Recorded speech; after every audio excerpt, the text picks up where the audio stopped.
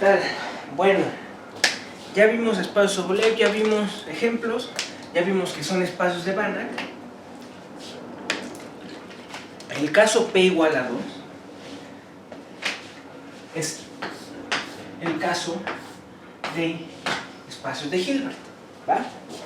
Vamos a ponerlo esto como una observación.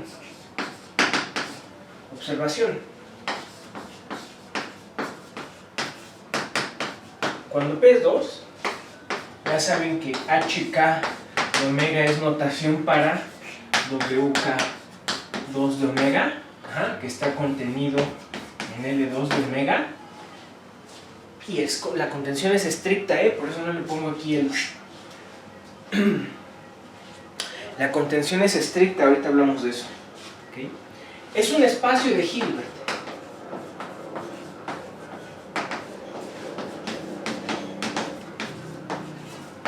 Es un espacio de Hilbert con producto interno. ¿Cuál? Bueno, es casi obvio. ¿Quién es la norma? La norma en HK, acuérdense, si U está en HK, ya definimos su norma. La norma de U, la norma de Sobolev, es igual a la suma de las normas de las derivadas alfas de U al cuadrado en L2 de omega, ¿okay? De alfa menor o igual a K, a la 1 medio. ¿A poco no? Pues, ¿a poco no? Esa norma viene del producto interno U, B en HK de omega igual a la suma sobre alfa menor o igual a K de el producto interno de D alfa U, de alfa B en L2 de omega. Es la que está generada por esta, ¿no? Esa norma está generada por este producto interno, que ya saben que esto es la suma alfa menor o igual a K de alfa U de alfa B en L2 omega. ¿Sí? La prueba de que esto es un producto interno es trivial. Es trivial. Lo único que valdría la pena es probar que U con U es 0 si solo U es 0, pero eso es consecuencia de que sea norma esto, ¿no? Todas las demás propiedades se siguen de... Ay, les puse aquí lo mismo, qué tonto. Se siguen de punto, es multiplicación pues, de alfa B, se siguen de las propiedades del producto interno de en L2. ¿Okay? Realmente no hay ningún problema. Esto es trivialmente un producto interno. Genera esta norma y con esta norma es de Banach, entonces es de Hilbert. ¿Sale? ¿Por qué es estricta la contención? Nunca va a pasar que L2 y HK sean iguales. Jamás. Para ningún K. Bueno, K0, ya saben, pero por definición K0 lo llamamos L2. Para ningún K mayor o igual a 1 sucede que eso es L2. ¿Sí? Hay encajes. Que bueno, yo no sé si en el curso hablemos de eso. Realmente es más para un curso de espacio Sobolev. Mi curso parcial es 2, habla de eso. Pero no, realmente no es, ni siquiera es el caso. Piensen en la función, piensen que omega es algún intervalo. El que quieran. ¿Va? Y piensen en la función esta de aquí. Pum. ¿Está en L2? Sí. ¿Está en espacios de Sobolev? ¿Está en algún espacio de Sobolev esta función? No, porque tiene un salto. Y si hacen las cuentas, ese salto se le asocia una delta de Dirac, como lo mostré en un ejemplo. De hecho, les dije, se los voy a dejar de tarea. ¿Ok? Probarlo. Los saltos siempre son deltas, entonces esto no está en ningún espacio Sobolev. Los espacios Sobolev nacen naturalmente en el estudio del cálculo de variaciones, ahí se conocieron. se dieron cuenta que estos principios que se estudian en física, que el principio de Hamilton y todos estos principios, y no nada más eso, el principio de Dirichlet, de hecho, ¿okay? De mínima energía de una membrana elástica, no se satisfacían, no alcanzaban sus mínimos, los funcionales, en el espacio donde los físicos buscaban la solución. Los buscaban y los matemáticos también, no es cosa de físicos, los buscaban en espacios de funciones muy suaves. Hasta que a alguien se le ocurrió decir, ay, mira, hacer eso es como buscar el mínimo de la función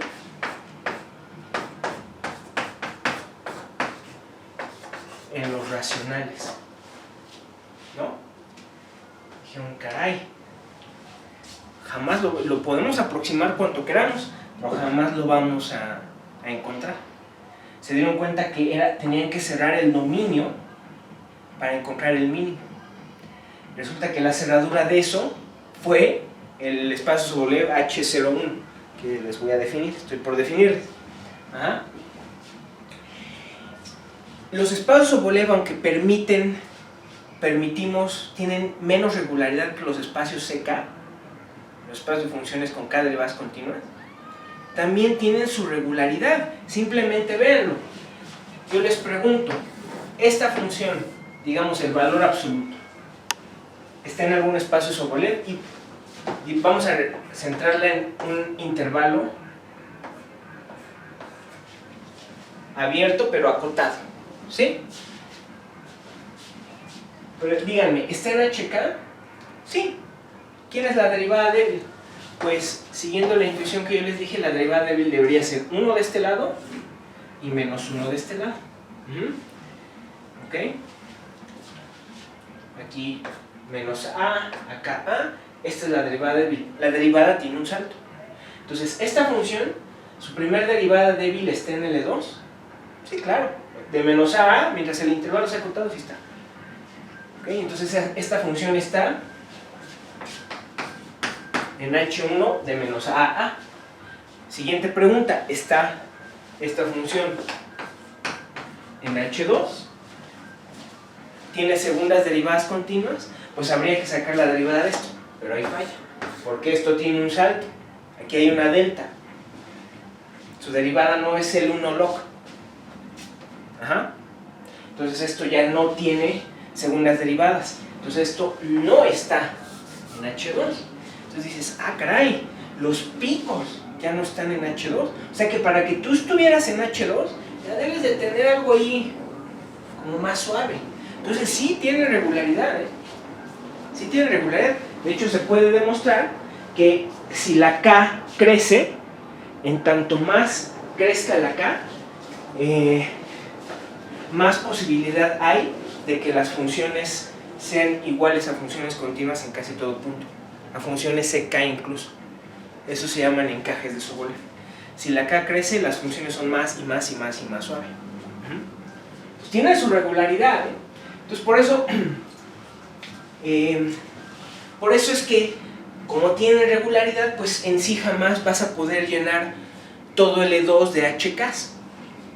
O mejor dicho, no vas a poder igualar HK con L2. Porque en L2 hay cosas que tienen saltos, son irregulares, por lo tanto, en cuanto a derivada débil se entiende, no tienen derivada débil, ¿va? Y no van a estar en ninguna HK, por lo tanto, ¿sale? Bien, bueno.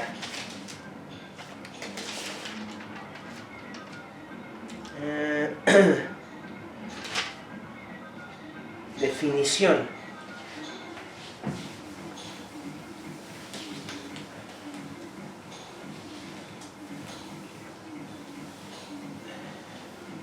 La siguiente definición, de hecho, es el primer espacio de Sobolev que se conoció. Por estos problemitas de cálculo de las variaciones que les platico. ¿Va? Esta es definición 6.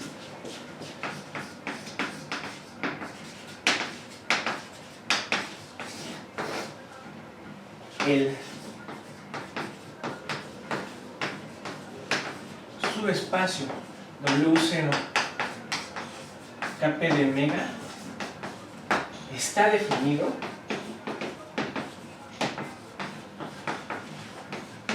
como la cerradura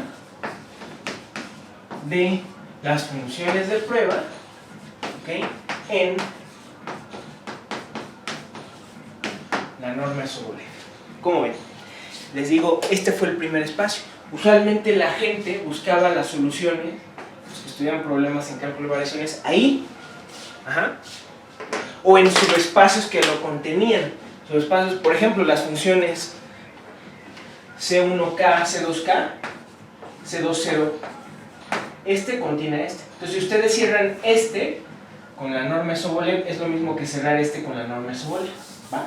Entonces la gente cerraba, se dio cuenta que cerrando ese espacio es que encontraban los minimizadores a ciertos problemas y nace WKP0. ¿Por qué el 0? Hay dos razones, porque, pues, recuerden, de omega es C0 infinito de omega, ¿sí? Pero el 0 viene por otra razón. Esto se los voy a probar más adelante, si es que veo la necesidad. Probablemente sí. El teorema de traza. Resulta, y es que por eso es que estos espacios son los espacios naturales para estudiar ecuaciones diferenciales parciales. Resulta que estos espacios, el 0, indica que ya traen configurado en el espacio una condición de frontera.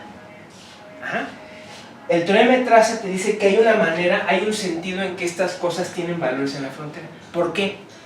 En LP tú no puedes decir cuánto vale la función en la frontera de omega. ¿Por qué no? Porque la frontera de omega, al ser la función integral en LP, tiene medida 0. Y U en eso no tiene por qué estar bien definida, porque es una función en LP. Es un conjunto de medida 0, no me importa el valor de esa función ahí. No tiene por qué estar definida en la frontera. Entonces realmente decir voy a hablar del valor en la frontera en LP no tiene mucho sentido. Resulta que en el espacio Sobolev uno podría pensar pues hay el mismo problema, ¿no? Pues son subespacios de LP, pero sí hay manera de definir un concepto de condición a la frontera, de valor en la frontera para estas funciones, a través de algo que se llama el teorema de traza, ¿sí? Estos espacios, resulta que cualquier función en este espacio es un corolario del teorema de traza, se llama teorema de traza 0. Dice que si U pertenece al W0 Kp, de hecho 1P de omega con K1, entonces U en la frontera omega vale 0. Para omega con cierta regularidad, abierto, acotado, frontera suave, o si es un semiplano, también vale el resultado. Y esto es una condición de frontera. Eso te ayuda a resolver problemas de valores en la frontera como este. O sea, encuentra la función U que le pega a la F y que vale 0 en la frontera.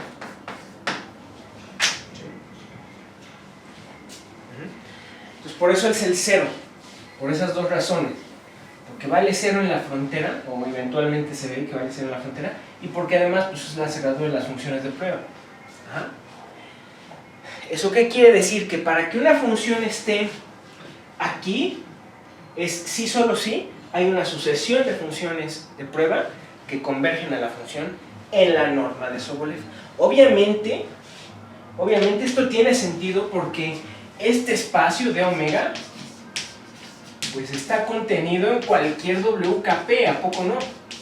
Por eso podemos hablar de tomar la cerradura en este espacio, ¿no? Pues tiene todas sus derivadas, pues tiene en particular K derivadas débiles, ¿no? Recuerden, si existe la derivada clásica, coincide con la débil, que es, ya lo hice, pero estoy pensando en dejárselos en la tarea para que ustedes mismos se convenzan, por si no captaron lo que hice, ¿vale? Entonces, en particular,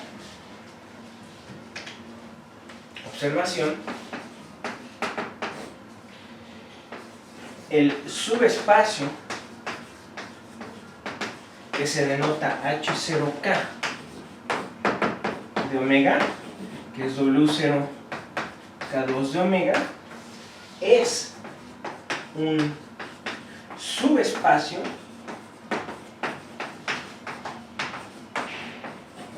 de Hilbert de H de omega. ¿Sale? Entonces, en sí ya tienen dos ejemplos de por qué es un subespacio de Hilbert. Es decir, estoy diciendo que por sí solo este es un espacio de Hilbert con el producto interno de HK. Es lo que estoy diciendo. ¿Por qué es de Hilbert? Porque es un subespacio cerrado. Por eso. Entonces en sí ya tienen dos ejemplos, H0K y HK.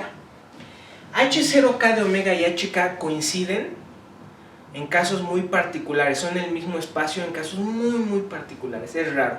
Por ejemplo, si omega es Rn, ahí sí coinciden, son el mismo espacio. Pero es un teorema pesadito. Pero no, en general no son lo mismo, por lo que les digo.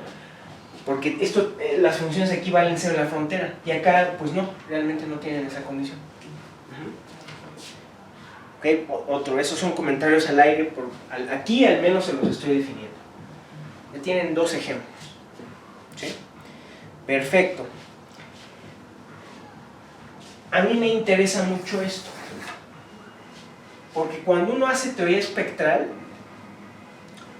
en sí la teoría espectral, los ejemplos más importantes son ecuaciones diferenciales. Y esto me importa porque uno nunca estudia en sí la ecuación diferencial, bueno, la estudia sí, pero lo más importante son los problemas de valores iniciales de frontera, en este caso. Y, por ejemplo, uno puede definir el operador que se llama de Laplace Dirichlet. Cuando yo les doy una función, cuando les doy el valor de una función en la frontera, se llama condición de Dirichlet. Entonces el operador de Laplace Dirichlet es el operador que a cada f lo manda a la solución de este problema. Vamos a hablar de esto más adelante. Pero bien podrían cambiar la condición de frontera a una que se llama de Neumann, y entonces dicen, el operador de Dirichlet de Laplace-Neumann es el que a cada f la manda a la solución de este problema, que ya cambia comparado con Dirichlet, ¿no? Entonces hay distintas maneras de proponer, de definir operadores a través de soluciones a ecuaciones parciales. Para eso se necesitan, esos operadores dependen por lo tanto de las condiciones a la frontera. Estos espacios son muy importantes, por lo tanto, para definir estos operadores entre espacios de Hilbert. ¿Ok? Entonces, por eso es que este ejemplo me interesa muchísimo. Les voy a dar un siguiente resultado que me da una propiedad muy importante de este espacio. Y de hecho está relacionado con teoría espectral, Ahorita les platico cuando acabamos de probarla. Es un resultado muy importante.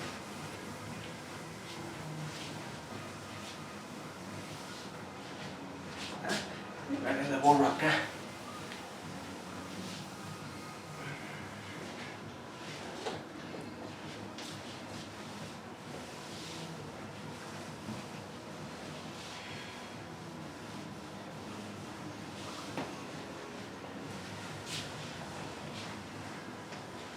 Perfecto.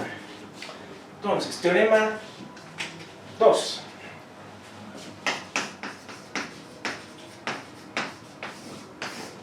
Esta es la desigualdad de Poincaré,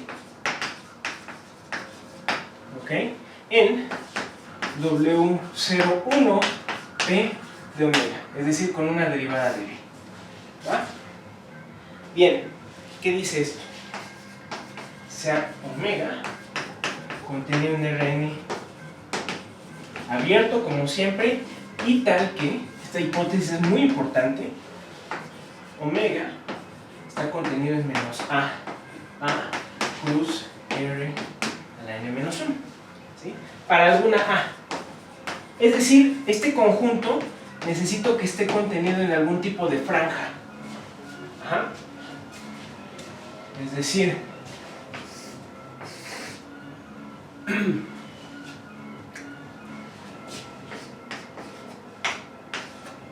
depende cómo hayan puesto su eje, ¿no? Si están pensando que este de aquí es el intervalo, esto es x y esto es r n menos 1, digamos x1 más bien, y estos son el resto, x2 hasta xn, entonces está acá. O lo pudieron haber pensado así, ¿no? ¿Ok? Con x1 aquí, ¿ok? Y Rn menos 1, tal vez es un poco más natural pensarlo así. Acá, entonces, menos A. Entonces ustedes necesitan que su conjunto esté metido en una franja de estas. Ciertamente, conjuntos abiertos y acotados lo cumplen. Esos ejemplos son importantes, porque uno cuando habla de conocidos en la frontera, en ecuaciones parciales, habla de conjuntos acotados. Omega debe estar acotado. Si fuera Rn, pues no tiene frontera esto, ¿no? Entonces es muy importante el caso acotado. Déjenme ver la cámara. Vamos bien.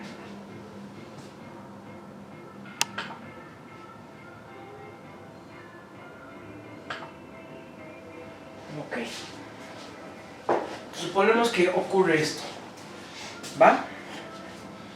Bien. Entonces, para una P mayor o igual a 1, menor estricto infinito, existe una constante C que depende de la P y depende de omega, tal que la norma de U en LP de omega es menor o igual que esta constante por la suma de todos los alfa con módulo 1 de la derivada alfa de U a la P en LP de omega, y me falta a la 1 entre P. Y esto es para toda U que pertenece a W01P de omega. Esta es la desigualdad de Poincare, esencial en análisis de ecuaciones diferenciales, teoría espectral, etc. Bueno, ya les hablaré por qué más adelante en esta lección, en estas lecciones. Vamos a probarla. ¿Qué me está diciendo? Acuérdense que la norma de Sobolev de U, W1P, en este caso estamos hablando del caso 1, que si hay, alguien pregunta, podría preguntar, oye, ¿hay desigualdades de Sobolev para Ks mayores a 1? Sí hay. Y hay para WKPs sin el 0, también hay con omega con ciertas restricciones, pero la desigualdad cambia, pero aún así se llama desigualdad de Poincare. Todas tratan de decir algo parecido. Vean, en este caso la norma de Sobolev es menor o igual a 0 de estos términos, ¿no?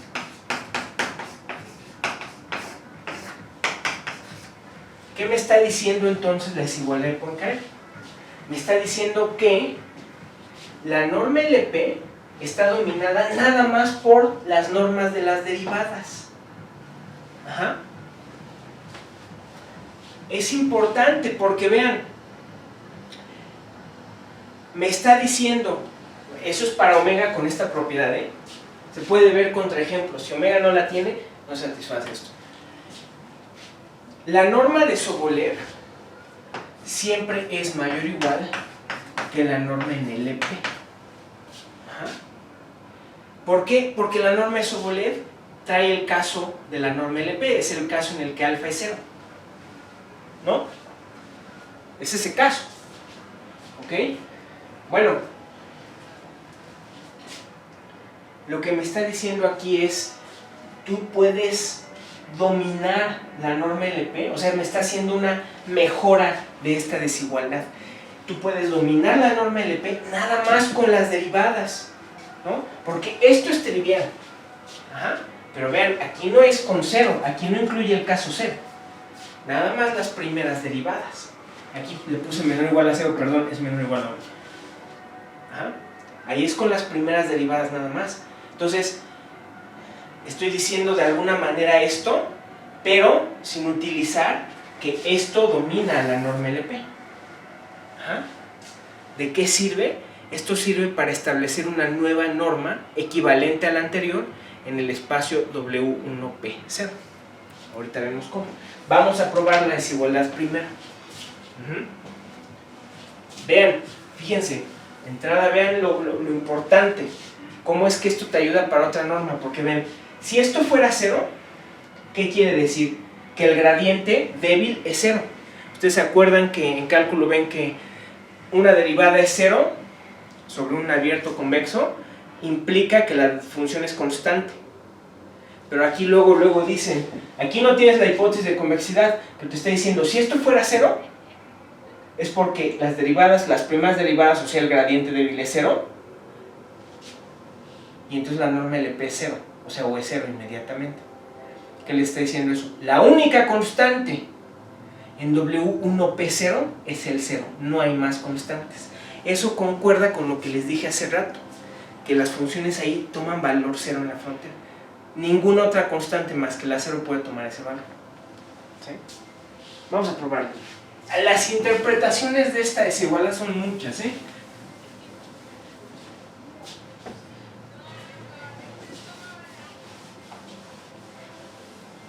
Son espacios muy interesantes, los espacios Sobolev. Tal vez no los habían estudiado antes, pero en análisis son muy importantes. Han cambiado el análisis de lo que era antes y las ecuaciones parciales.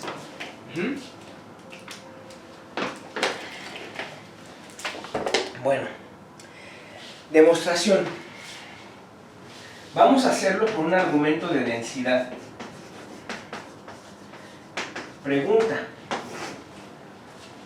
¿qué conjunto, qué subespacio es denso en este espacio? Respuesta: las funciones de prueba, por definición de este espacio, ¿no? Entonces vamos a probarlo para funciones de prueba. ¿Sí? Entonces primero lo probaremos para phi función de prueba. ¿Ah? Entonces vamos a identificamos phi con su extensión por 0 fuera de menos a cruz Rn menos 1. ¿A qué me refiero eso? Phi en principio, como estoy suponiendo que phi está acá, pues en phi no está definida fuera de omega, ¿no? Pero yo sé que phi vale 0 en la frontera de omega y por lo tanto phi vale 0 en la franja. Ajá. Entonces lo que estoy diciendo es que, pues como yo sé que la phi vale 0 aquí, pues la identifico, la defino fuera como 0. No le cambia nada a la estructura de la phi, nada más la estoy extendiendo. ¿Sí? Eso es nada más, lo hago es puramente computacional, para fines computacionales, o sea de cálculo. Ajá. ¿Va? Entonces tenemos que phi de x es igual a la integral de menos a x1 de la parcial de x1, ajá, de phi en t, x2, xn respecto de t. ¿Por qué fue esto? Esto es teorema fundamental del cálculo, el cual puedo aplicarlo porque phi es función de prueba. Entonces, vean, estoy poniendo x igual a, no lo puse aquí, no, pero creo que aquí se los pongo. Esto es para toda x, déjenme se los pongo. x1, x2, xn, que pertenece a menos a cruz Rn de menos 1.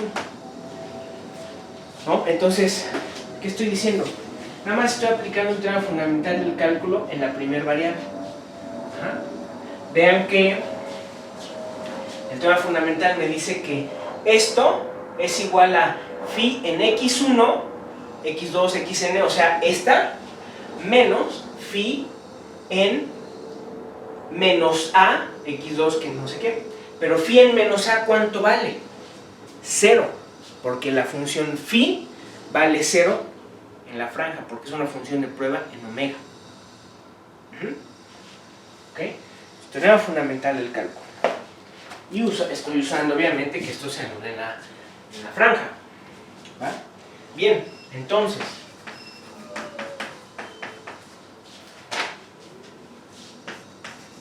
phi de x en módulo a la p, pues es menor o igual que la integral de menos a x1 del módulo de la parcial x1 de phi de t, x2 hasta xn en módulo respecto de t a la p.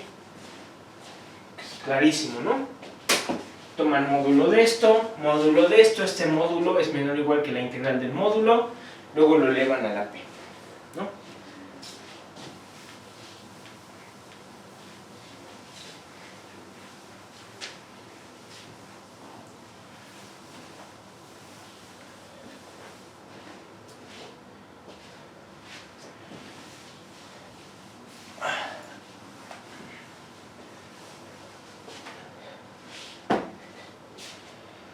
Ok, entonces, ahí, eso es menor o igual que a más x1 a la p entre q por la integral de menos a x1 del módulo de la parcial x1 de phi en x1, hasta xn a la p respecto a x1 a la p entre p.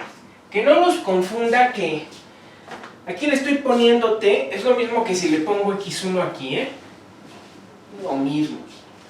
O sea, estoy abusando de la notación, si quieren, pero t, esto depende de x1. Entonces, ¿qué hice aquí? Ya saben que hago estas preguntas y espero que ustedes se las contesten. ¿Qué hice aquí? Bueno, apliqué Holder. Ya saben que si sale Q, es el conjugado de P, ¿no? Entonces, apliqué Holder, ¿cómo? Bueno, a la función 1, que está en LQ, del intervalo este, y a esta función que está en LP, de este mismo intervalo. ¿Por qué? Porque la derivada de una función de prueba es una función de prueba y está en cualquier LP. Ajá. Entonces, es 1, es la integral de menos a x1, por eso me sale esto, sale la integral de menos a x1 de 1 a la q, ¿va? Respecto de t, ¿sí?